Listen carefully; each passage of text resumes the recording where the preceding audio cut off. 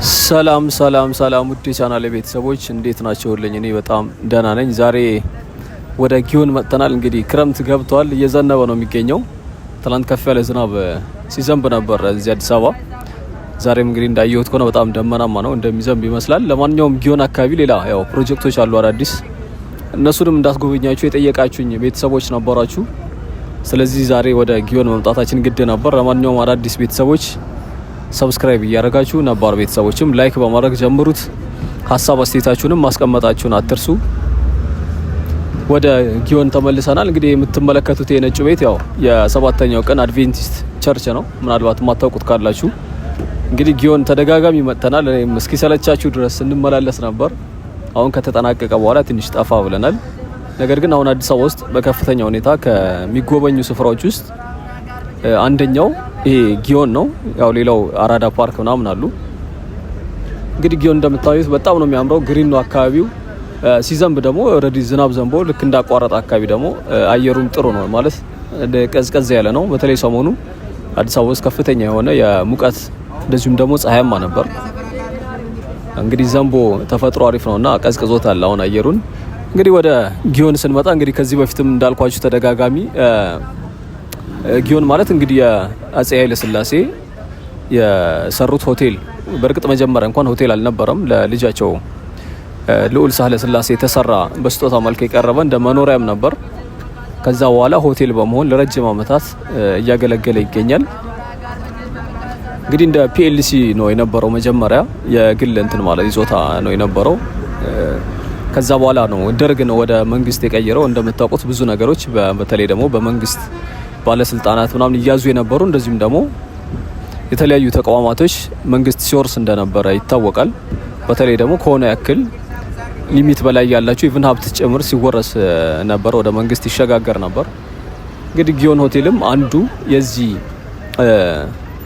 እጣ የደረሰው ተቋም ነው ማለት ነው። አሁን ላይ ደግሞ ያው በኮሪደር ወይም ደግሞ በአዲስ አበባ ልማት የዚህ ወንዝ ዳርቻዎች ማለት ነው እንደ አዲስ ከተሰራ በኋላ እንደምትመለከቱት ወክ ማረጊያ፣ ሳይክል መንገድ እንደዚሁም ደግሞ ግሪን ኤሪያዎች አሉት የተጨመሩ አሉ። አሁን በዚህ በኩልም ያለው የዚህ ሪንግ ፋውንቴን የሚባለው እሱም አዲስ የተጨመረ ነው። ከዛ ውጭ ደግሞ ግራውንድ ወክ ማረጊያዎች ስር ጭምር ግራውንድ ላይ የተለያዩ የትንንሽ ሱቆች የተሰሩ አሉ። እኛ እነሱን አልፈን ቀጥታ እስከ ታችኛው ድረስ በተለይ ደግሞ ፏፏቴው ትልቁ ያው ጊዮን ሲነሳ ፏፏቴው ነው የሚነሳው። ወደዛ አካባቢ እንደርሳለን።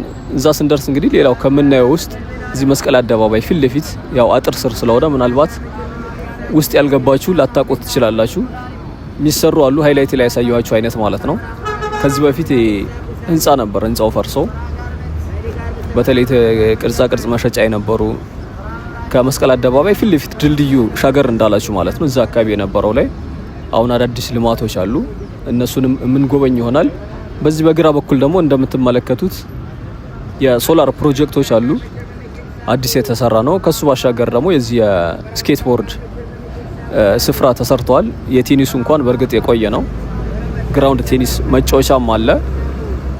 እነሱንም እንጎበኛለን። ወረድ ስንል ደግሞ በርካታ ሱቆች፣ ሱፐር ማርኬቶች፣ ስፓ እንደዚሁም ደግሞ ጸጉር ቤቶች፣ ብቻ መዝናኛ የሚሆኑ አይነት ትንሽ ካፌዎች ምናምን የተከፈቱ በርካታ ኢቭን በርገር ቤቶች ጨምሮ አሉ።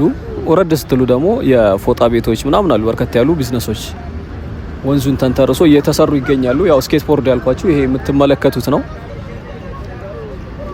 ሶላሩም እንግዲህ ሁለት ናቸው፣ በዚህ ነጫጮቹ ማለት ነው። ይሄ የምትመለከቱት አንዱ ነው። እንግዲህ ይህ ስፍራ ከታችኛው ቤተ መንግስት በስተጀርባ ማለት ነው።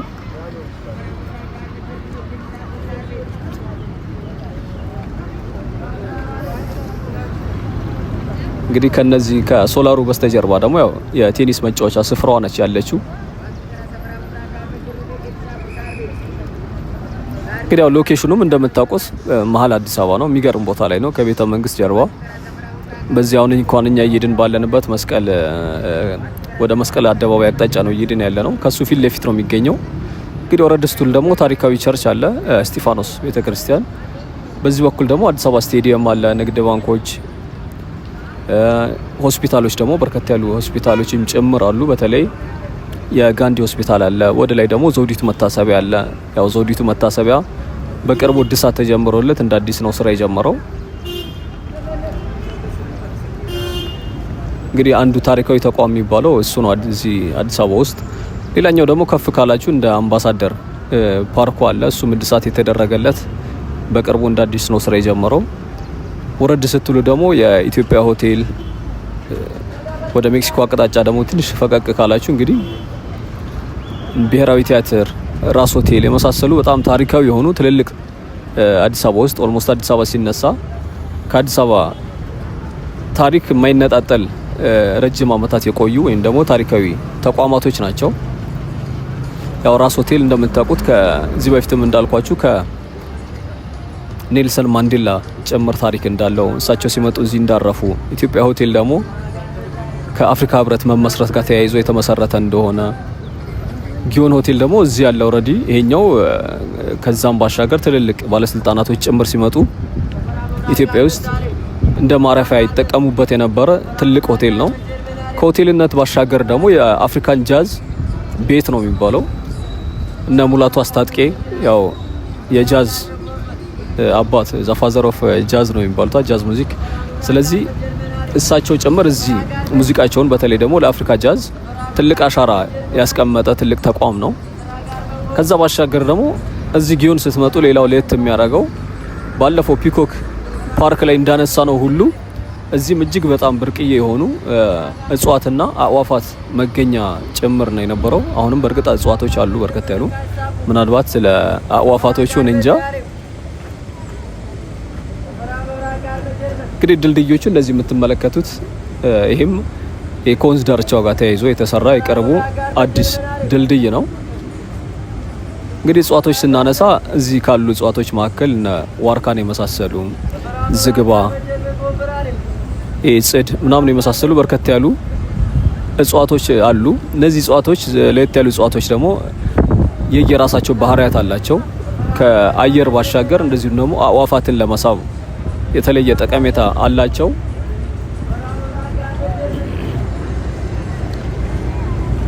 እንግዲህ ጊዮን ካነሳን ያው ፒኤልሲ ነበር ብለናል። እና የሃ ሮሃ ምናምን የሚባሉ ሆቴሎች የተለያዩ ሆቴሎች ከዚህ ተቋም የወጡ እንደሆኑ ወይም ደግሞ በዚህ ተቋም ሲስተር ካምፓኒዎች የነበሩ እንደነበሩ በባለፈው ቪዲዮ ምናልባት ያላያችሁት ካላችሁ እንጃ። በእርግጥ አዳዲስ ቤተሰቦች ትኖራላችሁ።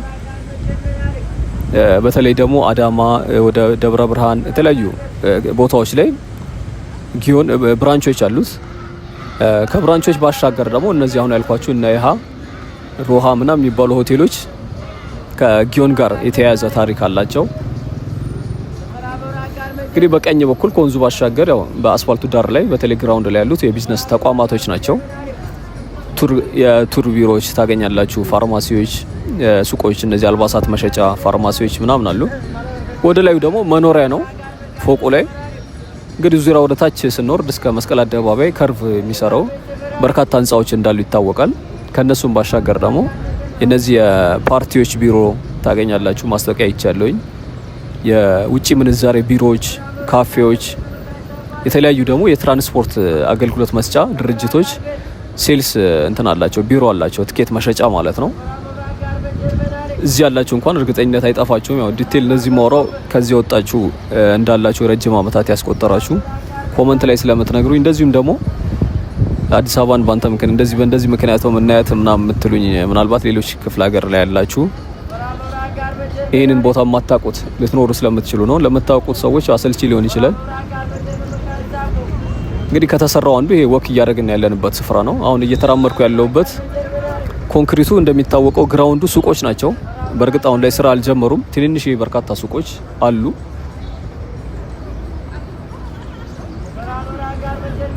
ከዛ ባሻገር ያሉት ደግሞ እነዚህ እጽዋቶቹ ስር የሚገኙት ነባር ቤቶች ናቸው።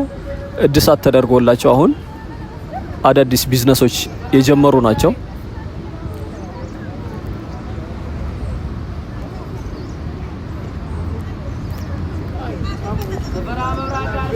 እንግዲህ በትላንትና ቪዲዮአችን ያው 22 ማዞሪያ ነበር ያየነው። እዛም ምናልባት በቅርብ ጊዜያት ከሚጠናቀቁ ፕሮጀክቶች አንዱ የ22 ማዞሪያ የመንገድ ግንባታ ነው። እሱን እንግዲህ ካላያችሁት እንድታዩት ጋብዛለሁኝ። ወንዙ እንደውም እኔ በደንብ እንትን ካለ በኋላ ስለመጣው ምናልባት እዚያ ሳሩ ላይ ምናምን የሚታያችሁ ይመስለኛል። በጣም ከፍተኛ መጠን ያለው ዝናብና እንደዚሁም ደግሞ ወንዝ እንደነበር አይ ቲንክ ምልክቶች እያያችሁ ይመስለኛል። እንግዲህ ሌላው ሳላነሳ ያለፍኩት የወንዞች ሙዚየም አለ አለፈ ብሎ ከዚህ ከቸርቹ ጎን ማለት ነው የሰባተኛው ቀን አድቬንቲስት ቸርች አጠገብ ወይም ደግሞ የቀለበት ፋውንቴኑ ባለበት አጠገብ ላይ ማለት ነው። እንግዲህ ቀይ መስቀልም እዚሁ ነው ያለው ዋናው መስሪያ ቤታቸው። አካባቢው እጅግ በጣም የሚገርም ነው። እንግዲህ ወንዙ እንዳያችሁት ነው። በቀጥታ በእጽዋቶቹ ስር እያደረግን ወንዙን እየተከተልን ወደ መጨረሻ ድረስ የምናመራ ይሆናል።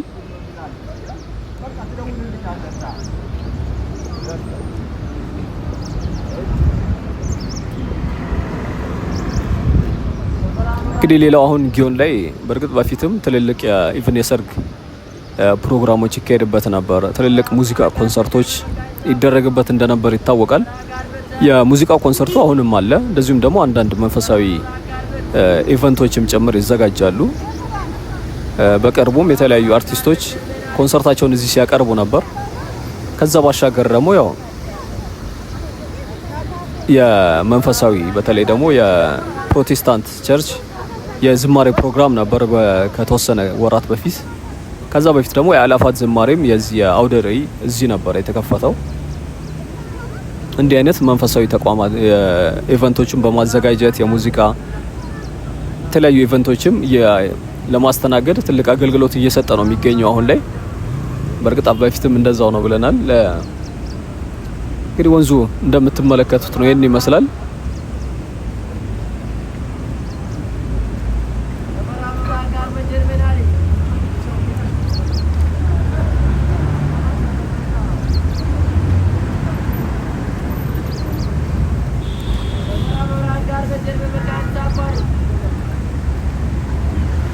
ዞረን ደግሞ ወደ መግቢያው አካባቢ አድርገን እናመራለን። ያው መግቢያው ጋር ሌላው አዲስ የተሰራ ድልድይ እንዳለ ይታወቃል። ከዛ ውጭ ደግሞ አይ ቲንክ የዳሽን ባንክ መሰለኝ የኢብራንች ነገር አይቻለሁኝ። የኤቲኤሞች የሰው አልባ ቅርንጫፍ ማለት ነው። እንደዛ አይነት ነገሮች መግቢያው ጋር ወደ ጊዮን ሆቴል ወይም ደግሞ ኩዊንስ ሱፐር ማርኬት ባለበት እዛ በራፍ ላይ አይቻለሁኝ። ድልድዩን እያየን በቀጥታ ወደ ፋውንቴኑ ነው የምናመራው። ከርቭ ሰርተን ማለት ነው። ወንዙን እየተከተልን ነው የምንሄደው።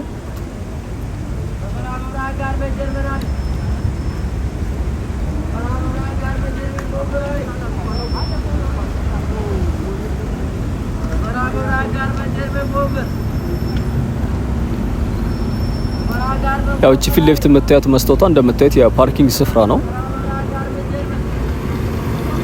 ወይም ደግሞ የመኪና ማቆሚያ ነው እንደምትመለከቱት የህንጻው ማለት ነው።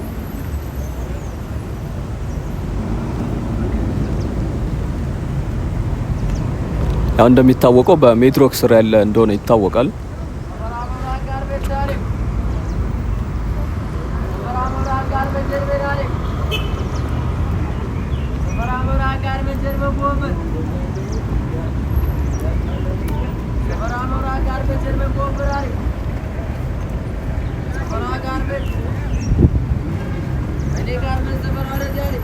ሱቆቹ፣ ጸጉር ቤቶቹ፣ በርገር ቤት ያልኳቸው እነዚህ የምትመለከቷቸው ናቸው። ዙሪያው ላይ ወክ ማድረጊያ አጠገብ የሚገኙት ማለት ነው።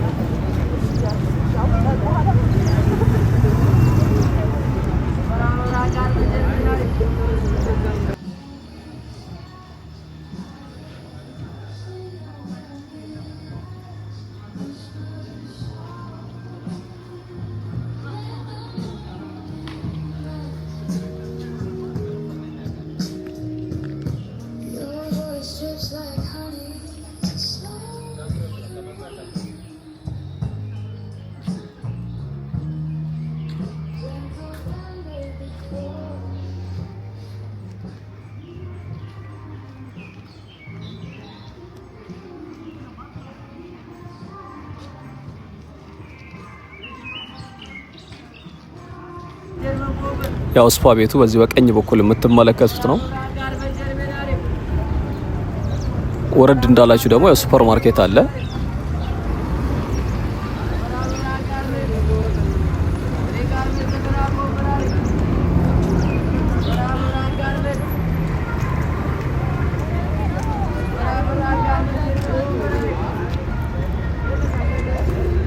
እንግዲህ አየሩ ቀዝቀዝ ያለ ነው። ዝናብ እንዳባራ ስለሆነ ገና ሰው ወክ ማድረግ የጀመረበት ሰዓት ነው። ምናልባት በሌላ ቀን ወይ ፀሐይ በሆነ ወይ ደግሞ ባልዘነበ ሰዓት ብታዩት እዚህ አካባቢ ሰው የተወሰነ ግርግር ታዩ ነበር። በደንብ እንደሚጎበኝ ተቋምነቱ ቦታነቱ ማለት ነው።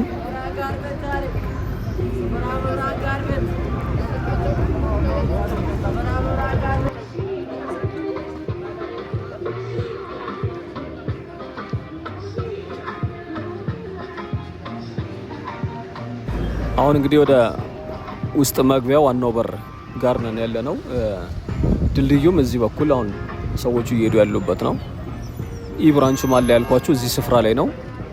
እንግዲህ እስከቻላችሁ ድረስ አብራችሁኝ ወክ እያደረግን ወደ አዳዲስ እየተሰሩ የሚገኙ ስፍራዎች ወደዛ እናመራለን።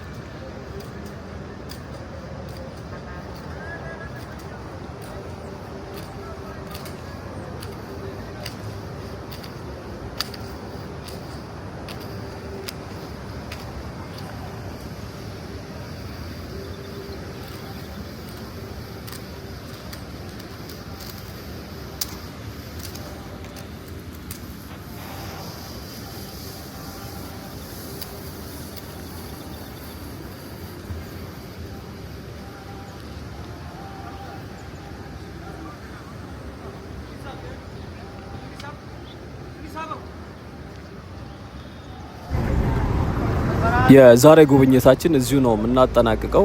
እስካሁን ታክሳችሁ ስለተከታተላችሁኝ አመሰግናለሁ። ነገ በሌላ ቪዲዮ እንመለሳለን። ሌላ አዲስ ቦታ እንጎበኛለን። ቻው፣ መልካም ጊዜ።